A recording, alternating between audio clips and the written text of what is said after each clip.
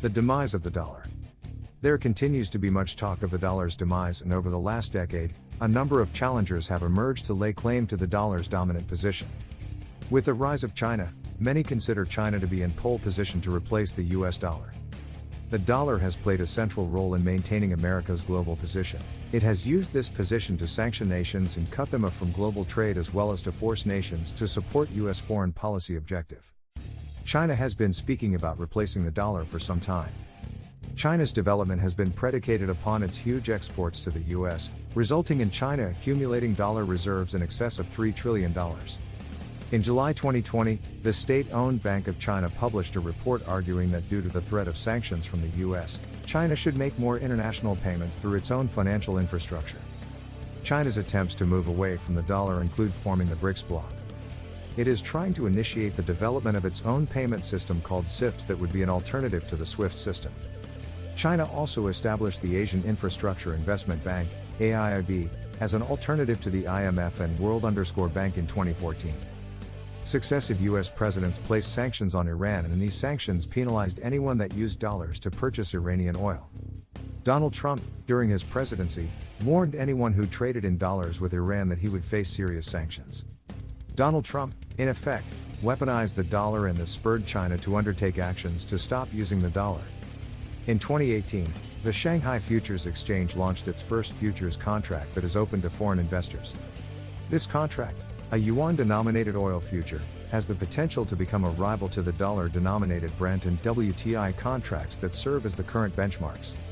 But while the Chinese yuan receives a lot of media coverage, the truth is it is not remotely close to being a global currency. In international payments, the yuan is only used in 1.22% of payments, but the Canadian and Australian dollars are used more in trade. China's economic model has for long maintained a low exchange rate, and, as a result, China only prints limited yuan and limits access to it to maintain its low exchange rate, which helps its exports. China has many restrictions on converting its currency.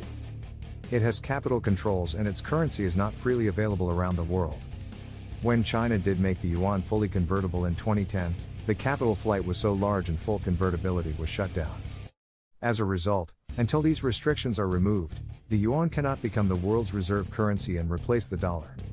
The real challenge with replacing the dollar is that there are no real alternatives currently. Russia's regular announcements of replacing the dollar with other national currencies and taking oil payments in currencies other than the dollar is all due to US sanctions on Russia after its invasion and occupation of Crimea and East Ukraine in 2015.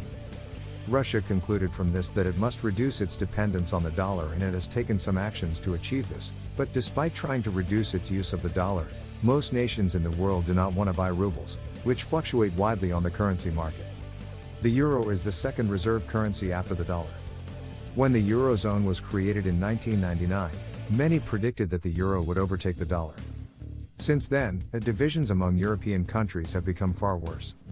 Investors will be reluctant to put their faith in the euro for fear that the currency bloc could collapse at any moment. Although the euro is traded in huge numbers, it is mostly traded within Europe and is therefore really a local currency, not a global one. If the Canadian dollar, Australian dollar, New Zealand dollar, pound sterling, Swedish krona and Danish krona combined and floated a global currency, they would only be able to fulfill around a quarter of global transactions. The global reserve currency needs to be able to lubricate global trade, but these currencies combined cannot fulfill this requirement. While national currencies have served as global reserve assets, some have argued that the likeliest successor to the dollar could be an entirely new type of currency. Two developing trends, in particular, have the potential to produce non-national international currencies, the special drawing right, SDR, and cryptocurrencies such as Bitcoin. The SDR functions as the internal money of the IMF. It derives its value from a basket of 5 major currencies: the dollar, yuan, euro, yen and pound sterling. Countries have SDR accounts at the IMF, and they can credit and debit one another using the SDR if they wish to. The fund makes decisions around the basket, such as which currencies are included and what measures to use to calculate its value. In recent years, a proposal emerged to develop the SDR into a currency that could be used by individuals and companies, as at the moment, only countries can use it. Bitcoin was one of the early leaders in cryptocurrencies.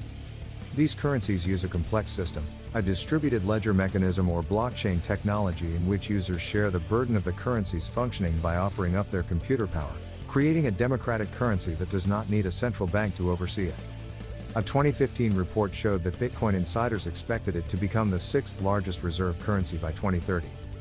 But ever since, the value of Bitcoin's currency has fluctuated wildly due to its volatility, and El Salvador, the only nation adopting Bitcoin, has not proven successful as its national currency. Confidence in cryptocurrency to replace existing fiat currencies is far off.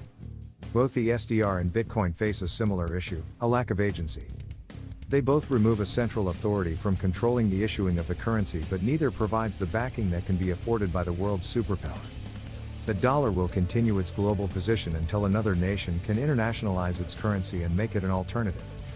Whilst this may seem far off, the US economic situation is rather precarious with its expanding debt, current account deficit, and regular government shutdowns.